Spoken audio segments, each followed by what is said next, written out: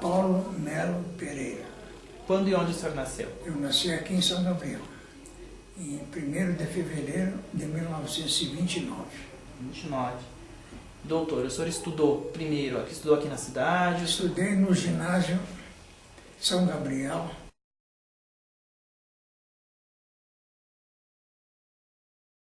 Terminado o ginásio, eu fui para Porto Alegre. Para fazer os preparativos? Me preparar para o vestibular e fui morar na casa de um tio, de nome Darcy, a quem eu devo muita obrigação, porque ele me acolheu na casa dele e lá ele me considerou um outro filho dele. Ele já tinha 5 filhos e eu fui o 6º filho dele. Já faleceu. Mas foi uma pessoa boníssima, porque eu era de uma família muito humilde. Eu fui para Porto Alegre trabalhar e estudar. E se não fosse ele me fornecer essa oportunidade de morar com ele, eu não teria as mínimas condições de ser médico. E foi uma decisão minha desde que eu nasci praticamente. Eu nasci numa vila muito pobre e eu fui indigente várias vezes no hospital. Cada vez que eu adoecia, eu ia para as enfermarias porque não tinha condição. E ninguém acreditava que eu podia um dia ser médico. Dada a minha origem humilde que eu tinha, ninguém acreditava. Então, terminado o ginásio, eu fui para Porto Alegre, morava na Zenha, na rua, não me recordo. O senhor trabalhou também, doutor, então? Foi para morar e trabalhar? Isso eu fiz, me matriculei no Colégio Júlio de Castilho, entendeu? E no ano que eu ia prestar o último ano, o Júlio de Castilho pegou fogo, incendiou. Eu ia fazer uma prova de matemática e aquela prova de matemática era fundamental para mim passar ou não passar de ano.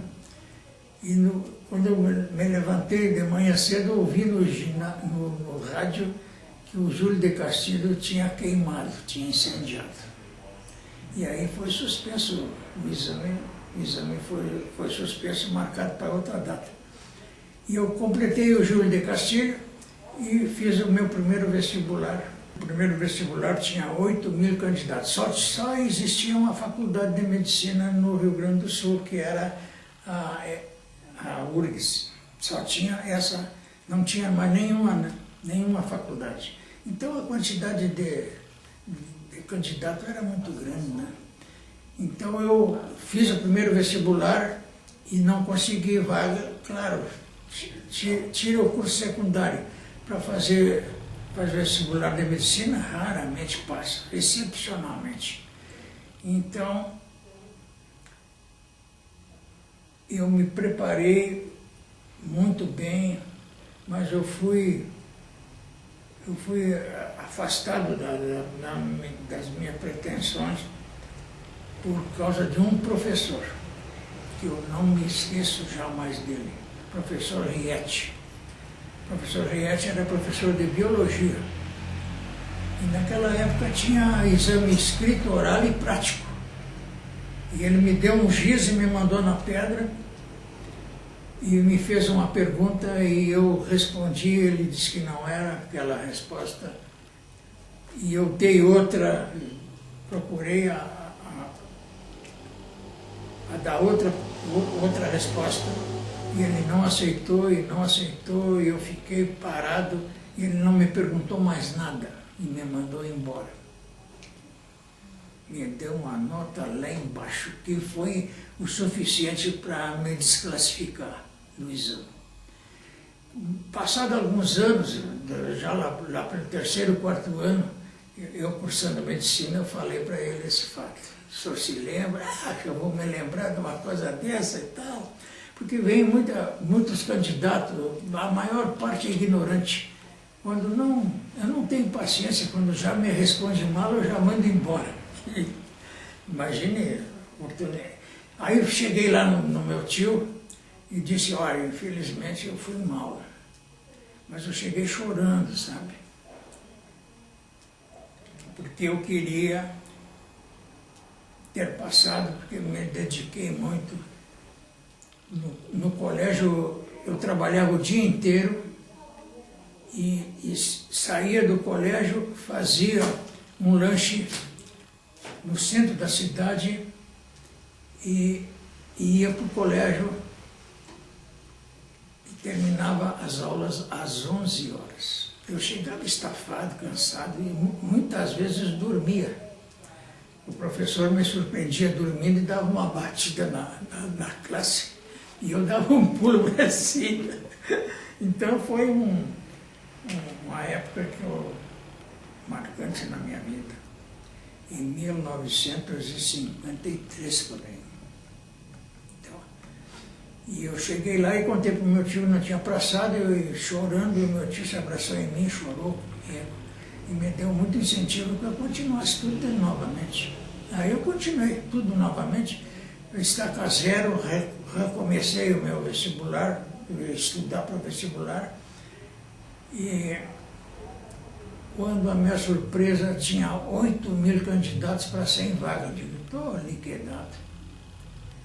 No terceiro vestibular, eu dei um show, porque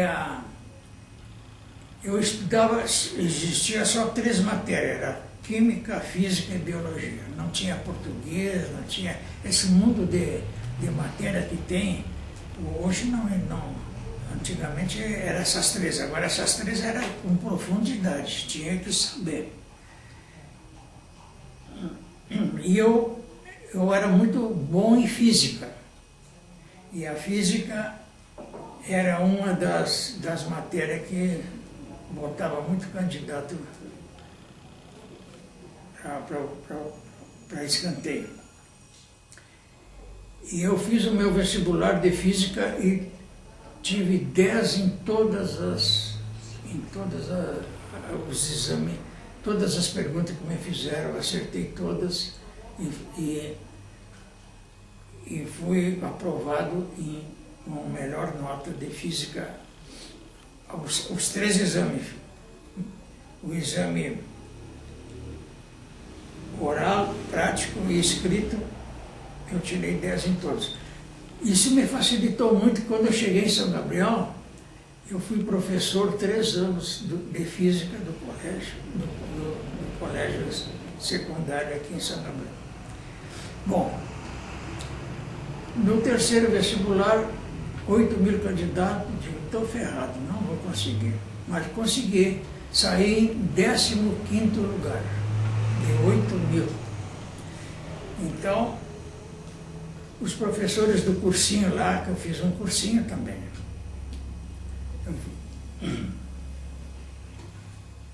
O professor Steinbrück era o homem da física, era uma pessoa extraordinária para ensinar física. Quando eles davam um problema lá, todo mundo baixava a cabeça aí e eu dava o resultado de cor, assim, levavam 5 minutos, eu fazendo as contas na minha cabeça, eu dava direitinho o resultado. E eles acharam que eu ia tirar o primeiro lugar no vestibular. Então começaram a me dar aulas extras, me preparando, porque era uma grande propaganda para o curso pré-vestibular, era o curso que estava se iniciando naquele ano. E eu decepcionei eles, sabe? Os professores ficaram decepcionados com o 15º lugar que eu tirei.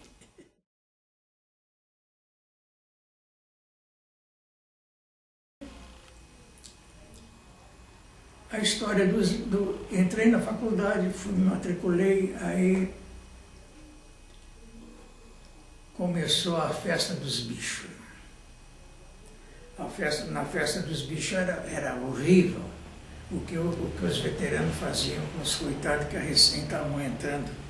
eu tive que passar por baixo de um automóvel e até hoje não me esqueço que eu me sujei tudo de graxa.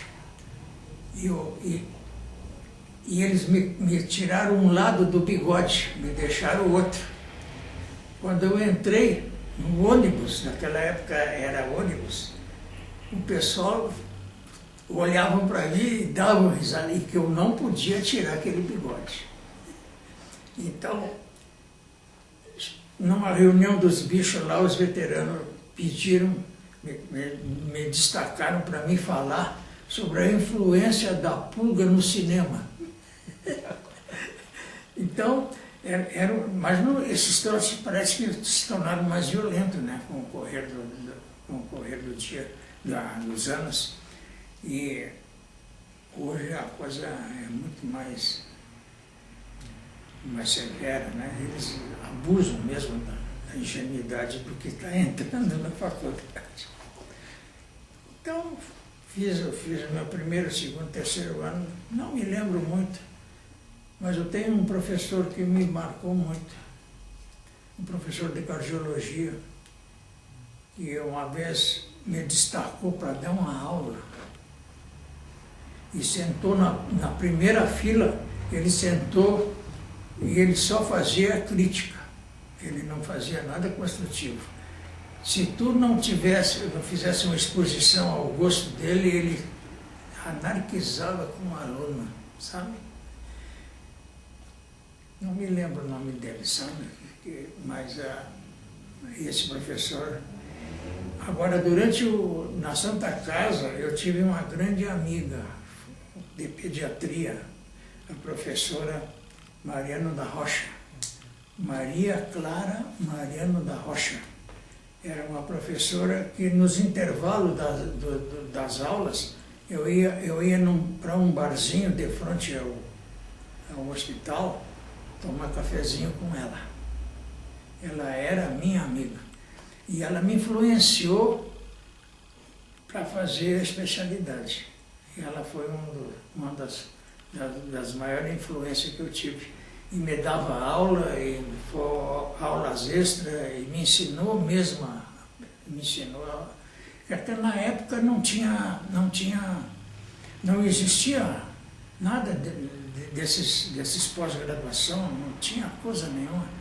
Tanto é que a residência foi, parece que a partir de 1970, que a residência prepara melhor o aluno.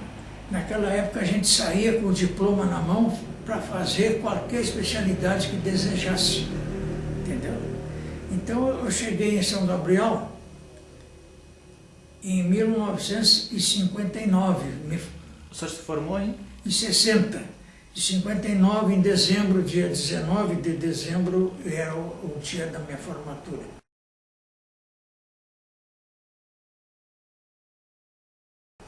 Eu cheguei em São Gabriel em 1960 e já fui direto à Santa Casa, porque a dificuldade era muito grande, eu precisava ganhar dinheiro nessa época. Então, cheguei aqui em 1960, como pediatra. Eu tinha uma biblioteca bem montada de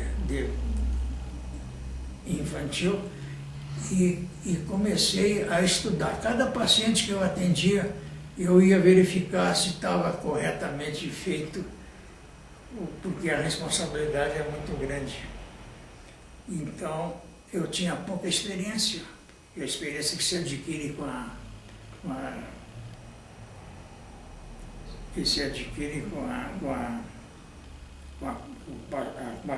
pós-graduação, que é a residência, né? Essa experiência eu não tinha, não trouxe essa experiência para cá. Então eu estudava, continuei estudando tanto intensamente quanto eu era aluno da faculdade. Dada a extrema responsabilidade que eu tinha, porque o único pediatra do hospital era eu. Não tinha nenhum pediatra mais em São Gabriel que trabalhasse no hospital. E durante mais ou menos 8 anos eu assumi toda a pediatria do hospital. E era só eu como pediatra, junto com as enfermeiras e com as irmãs da Santa Casa, que me ajudaram muito. E eu desempenhei, eu acho que a contento, porque até hoje tem adultos aí que vêm me cumprimentar e agradecer, porque eu atendia quando criança. Há pouco tempo, a questão uns 2 anos, eu fui um policial me atacou na Praça Fernando Abbott, que é a principal praça daqui, e olhou para mim e disse: "O senhor é o Dr. Paulo?" Eu digo: "Sim, sou eu mesmo." "O senhor está sem o cinto de segurança." "Ah, pois é, mas ninguém está usando cinto de segurança." "Eu vou ter que lhe notificar." "Não, não tem problema." Olha, daí um pouco ele olhou para mim e disse: "Olha, mas eu vou lhe dizer uma coisa. Eu não vou lhe notificar coisa nenhuma. O senhor me atendeu quando eu era recém-nascido. E eu tenho aqui no meu pé uma cicatriz. Antigamente se usava muito essa veia do tornozelo na parte interna para fazer a hidratação dos pacientes. E São Gabriel é uma cidade de gente muito pobre, dava muito problema digestivo, problema de toxicose, de desidratação aguda, diarreia, era muito comum isso aqui. E ele disse que não ia me multar porque eu tinha sido o médico dele quando ele tinha nascido e que ele nasceu muito doente. E então mas me deu uma demoral, né? O cinto é para ser usado. Chegado aqui em São Gabriel, tinha somente 8 médicos que trabalhavam no hospital. 8. Tinha mais médicos em São Gabriel, mas eram médicos de consultório, e médico que não ia no hospital. No hospital, eu trabalhei 8 anos em pediatria. Passados esses 8 anos, eu ainda não tinha me estabilizado na minha especialidade, e tinha um doutor Dirceu Mena Barreto, a quem eu devo muito a ele, me ofereceu se eu queria fazer anestesia. Porque ele já estava cansado e ele tinha que fazer a cirurgia e ao mesmo tempo fazer anestesia, que não, ele já estava cansado e não queria mais continuar. E me ofereceu se eu queria assumir a anestesia no hospital.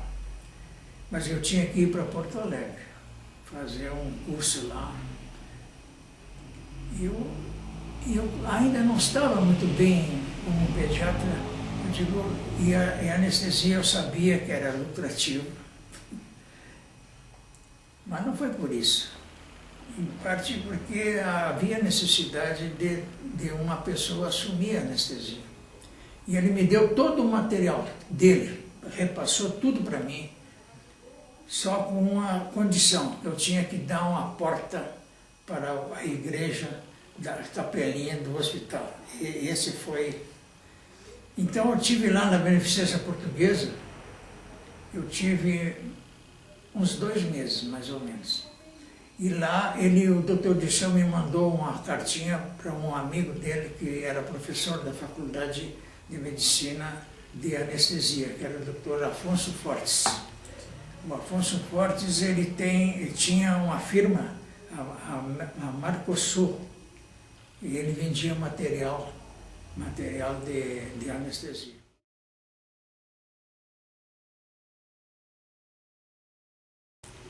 Então eu estive lá, e o meu nome, Paulo Pereira, tinha um concorrente dele lá, que também era professor, que se chamava Paulo Langerini Pereira.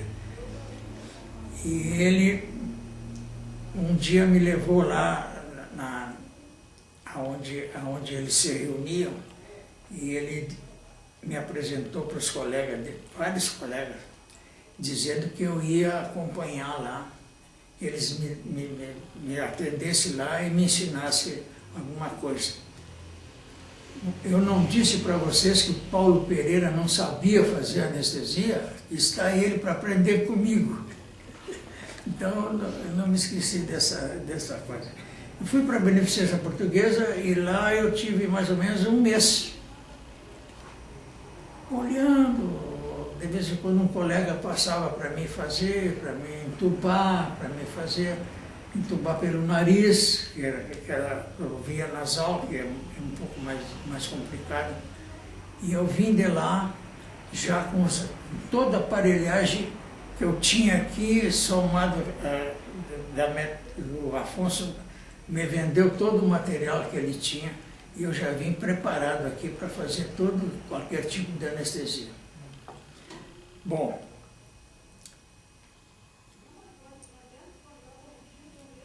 assumi a direção da anestesia, eu e mais 3 colegas. Era o doutor subprefeito, e era mais 2 colegas, mas eles não se adaptaram. E de vez em quando eles falhavam, não vinham. E eu era o único que comparecia no hospital diariamente. Aí eu acabei assumindo sozinho toda a anestesia. E assim eu anestesiei São Gabriel durante 10 anos. Só eu. Trabalhava dia e noite, de madrugada, de dia, me chocava com a mulher, porque eu não tinha tempo para me dedicar à minha família, vivia exclusivamente para o trabalho. Nunca me esqueço quando eu tenho 2 filhos, e um nasceu em 1º de julho e o outro no dia 9, então eu comemorava os aniversários deles junto, no mesmo dia. E eles estavam de aniversário e a minha mulher preparou uma festa. E antes da festa me chamaram no hospital. E eu saí de lá às 11 horas da noite, 23 horas. Quando eu cheguei em casa, foi uma desolação. Estava a mulher sentada numa mesa, tipo dessa mesa aí, sozinha, com o bolo das crianças na frente, e eu almocei, jantei, e depois fui comer o bolo das crianças, eu e a mulher. A mulher seguidamente bronqueava comigo, porque eu não podia mais ir a cinema, não podia ir em parte nenhuma. Cinema, quando eu estava sentado meia hora, 1 hora, acendia as luzes do cinema e dizia: estão chamando o Dr. Paulo Pereira no hospital. E eu deixava a mulher sozinha no cinema e vinha trabalhar. Quando eu chegava em casa, a mulher me malhava, que eu não tinha tempo para nada, que eu não me dedicava à família. Eu digo: mas como é que eu vou fazer isso? Se a única pessoa que tem que fazer esse serviço sou eu, ninguém mais sabe fazer isso aqui. E assim, passado 10 anos mais ou menos, chega o primeiro auxiliar meu de Porto Alegre, Dr. Luiz Cecim. Em que ano foi isso, doutor? Em que ano o seu auxiliar chegou? Chegou antes de 1970. 75 por aí. Chegou o Luiz.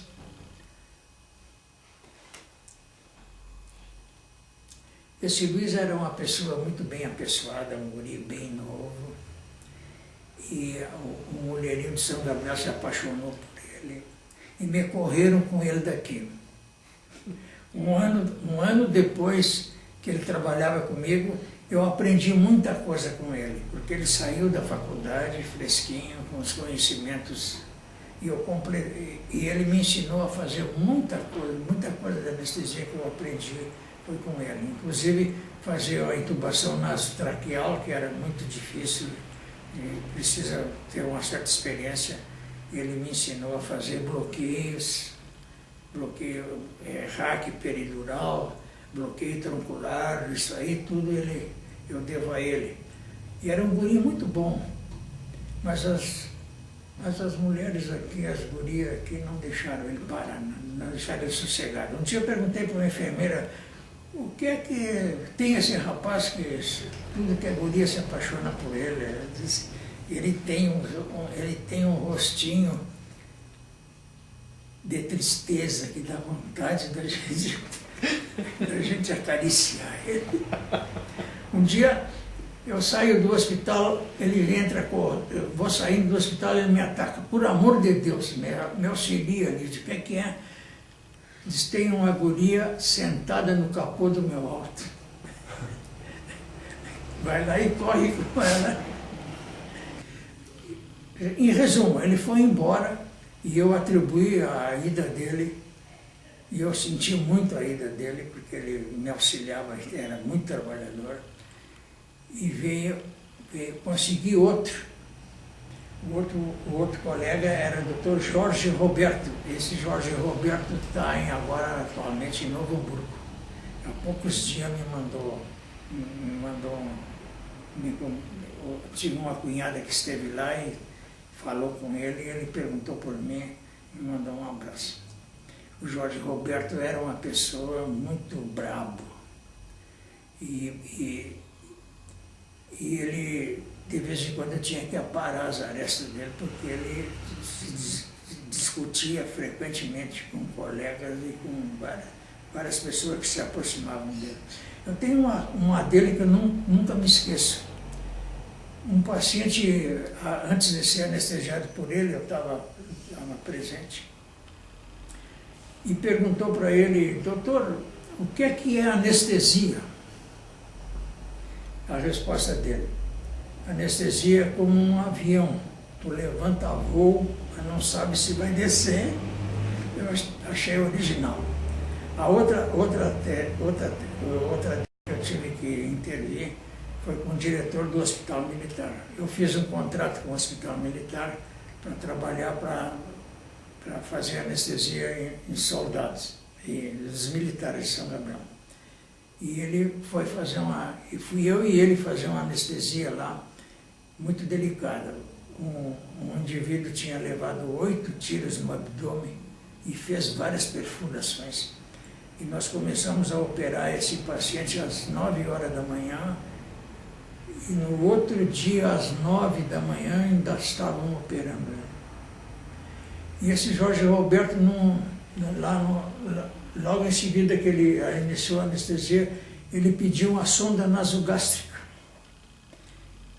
E aí o enfermeiro saiu do bloco, foi lá procurar a sonda nasogástrica. E aí o diretor do hospital abre a porta do bloco e diz assim, para que vocês querem sonda nasogástrica? Sabe a resposta dele? Ele diz assim, mas esse imbecil, o que ele acha que eu vou, onde é que eu vou, qual é a utilidade de uma sonda nasogástrica? O nome já está dizendo. Então ele era assim, o Jorge Roberto. Um ano ou 2, ele teve um dissabor da mulher se suicidar, né? A mulher usou os anestésicos dele, injetou na veia, e ele chegou do serviço, ela estava morta.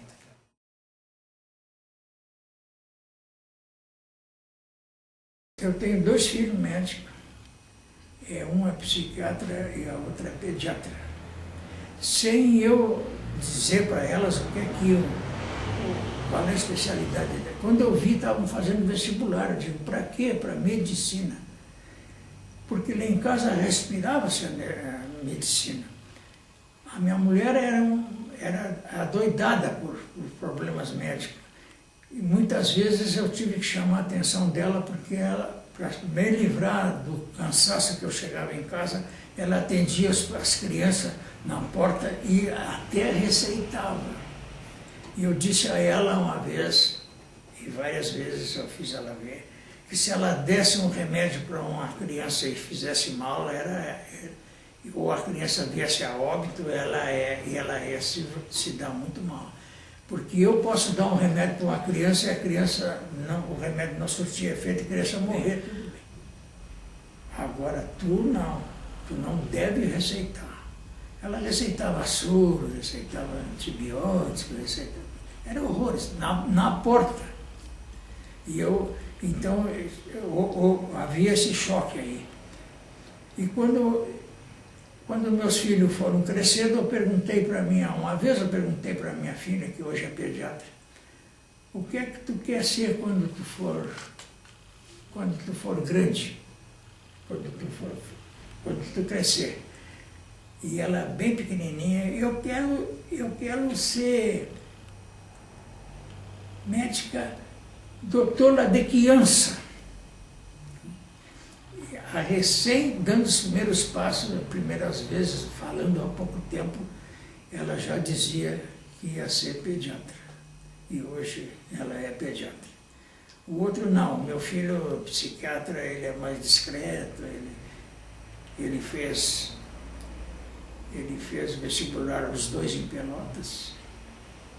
E lá o meu filho conseguiu passar nas duas faculdades que tinha. Agora a filha não, a filha passou no terceiro vestibular. Mas estão aí me cuidando, né? Não saí daqui, se assustaram muito agora com o que me aconteceu. Minha família é a família de médico. Eu tenho esse sobrinho aí que é casado com a sobrinha minha, é a Chego, e tenho um traumatologista trabalhando em Novo Hamburgo, meu sobrinho. Tenho um pneumologista que é meu sobrinho, também aqui de São Gabriel. Então Mas antes do senhor não teve nenhum médico na família? Antes do senhor não teve nenhum médico? Não teve nenhum. Não teve nenhum e nem poderia ter, porque a minha família era uma família muito humilde. Eu até aos 17 anos, eu trabalhava em serviço pesado, entendeu? Quando chegava no carnaval, muitas vezes eu ia descarregar bebida, porque o meu pai tinha um engarrafamento, eu ia descarregar bebida e ali, sentado numas mesas, encontrava vários colegas meus, estudantes meus, meus colegas, e eu trabalhando e eles sentados se divertindo.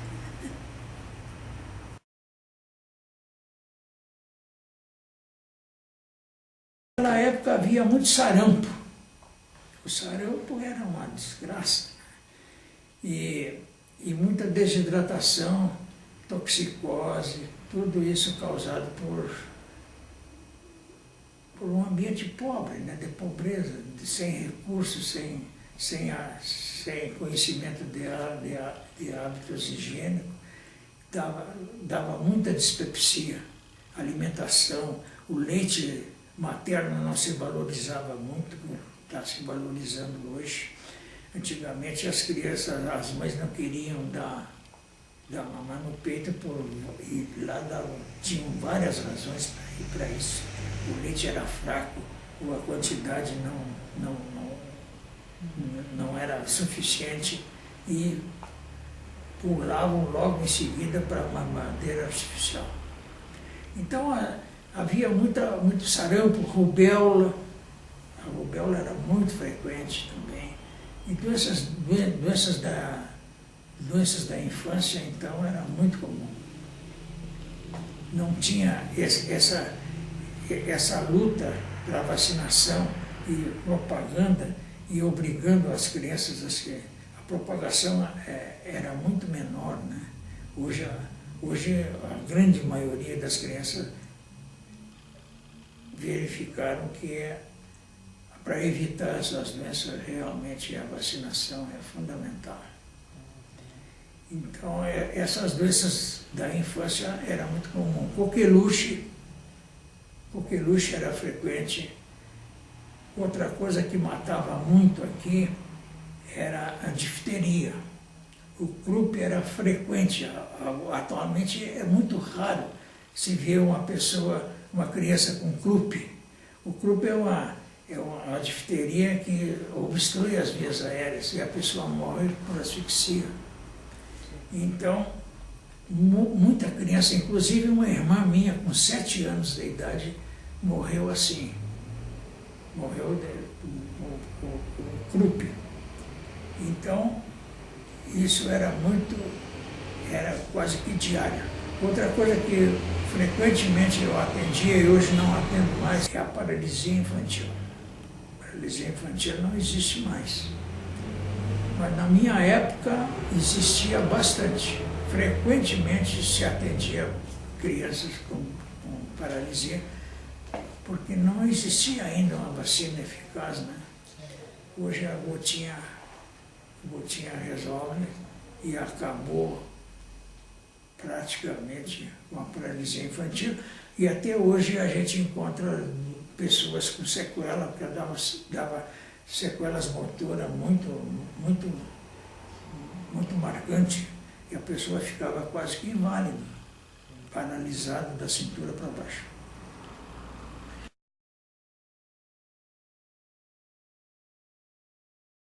Doutor, eu vou pedir para o senhor nos falar um pouquinho sobre, daí já no seu período de anestesista, como que funcionava com a anestesia com éter, sobre a máscara de Ombredane?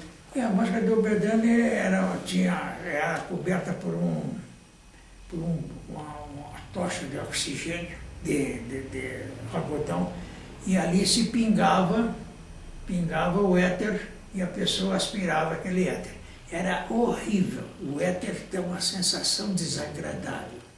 E o paciente, para induzir, tinha que uns 4 ou 5 agarrar o paciente, conter ele para poder ser anestesiado com éter.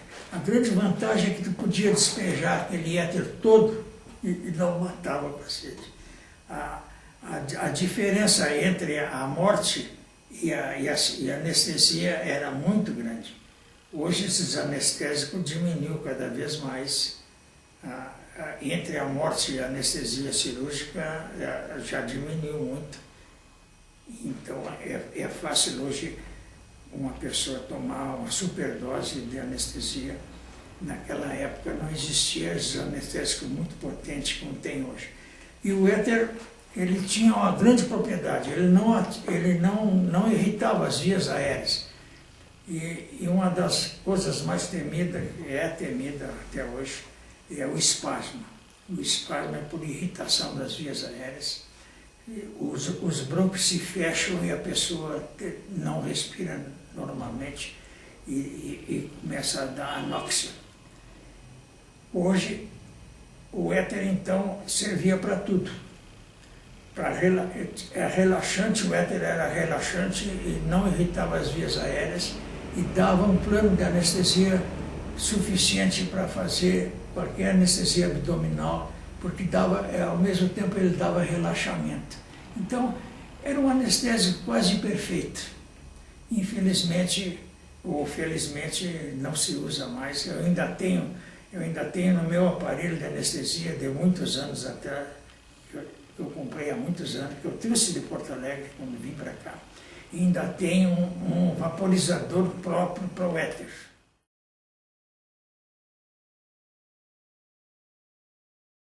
Naquela época a anestesia não tinha esses monitores que tem hoje. Antigamente a anestesia era muito primitiva. A gente analisava a profundidade da anestesia através de clínica, puramente clínico. Não se verificava pressão constantemente como hoje. E se fazia exclusivamente uma observação clínica. Tudo era clínica. Então, o importante era a verificação das pupilas. Uma dilatação pupilar intensa era sinal de anestesia profunda. Se o doente reagia ou não, aí tinha que aumentar a quantidade de éter. Reagia à intervenção do cirurgião. O estado das mucosas dos pacientes, se estava cianosado ou não, se respirava perfeitamente. Tudo isso, o pulso, batimentos cardíacos, era tudo monitorado clinicamente, não existia monitor.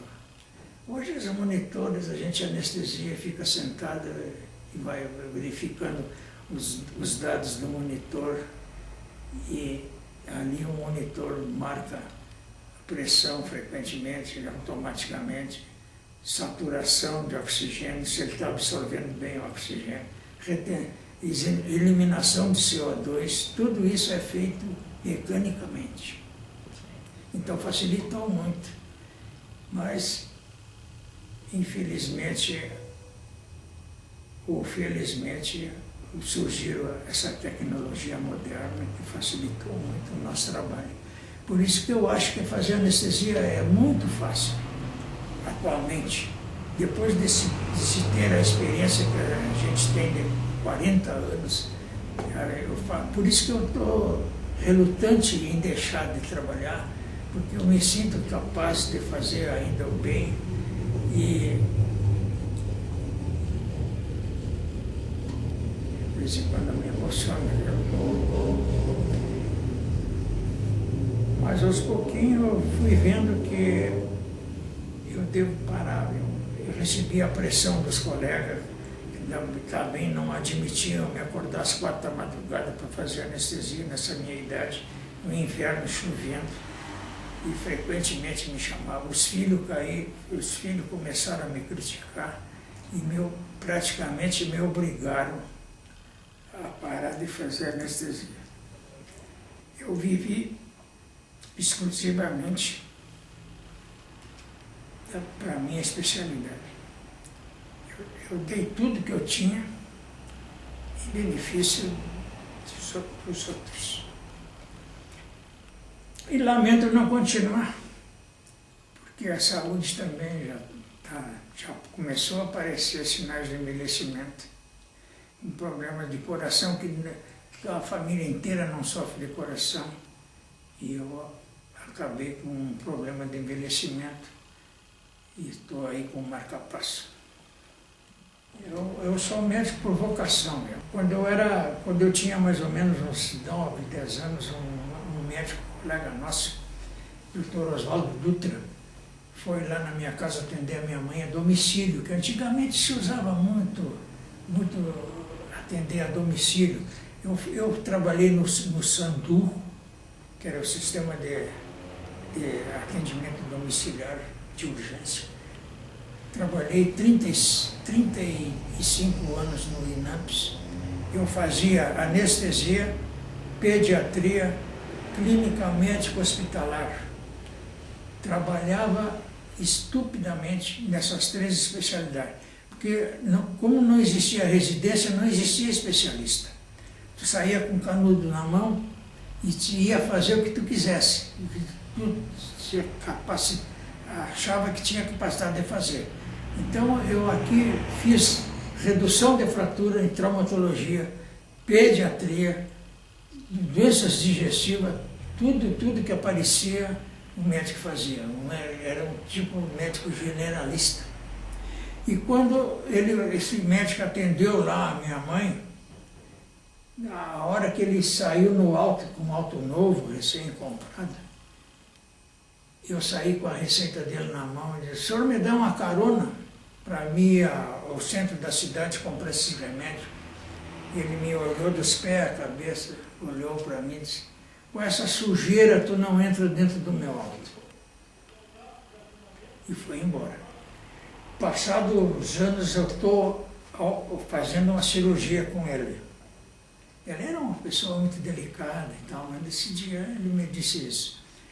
E eu me lembrei, fazendo uma cirurgia abdominal, eu me lembrei desse fato. E disse para ele: "Doutor, o senhor se lembra, há tantos anos, quando eu fazia já mais de 20 anos, né, que o senhor me disse que dentro do seu auto não entrava a sujeira que eu estava." Eu vivia de pé descalço, remendado, maltrapilho realmente. Digo, imagine o mundo dá volta. Agora eu estou operando junto com o senhor, um colega médico. O homem me cumprimentou, ficou meu íntimo amigo e me pediu desculpa pelo que tinha acontecido nessa época. A gente não pode menosprezar ninguém, né? Essa é a verdade.